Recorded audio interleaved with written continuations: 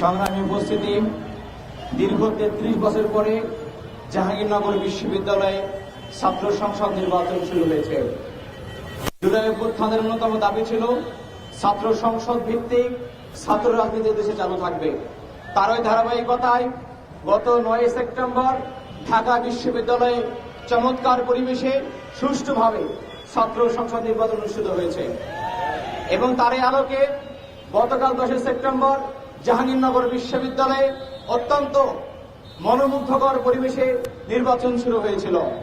কিন্তু আমরা দেখেছি অথর্ব নির্বাচন কমিশন এবং বিশ্ববিদ্যালয় প্রশাসনের পরিকল্পনায় বিএনপি এবং বামদের যোগসাজশে বর্তমানে রেজাল্টকে পরিকল্পিতভাবে বিলম্বিত করা হচ্ছে।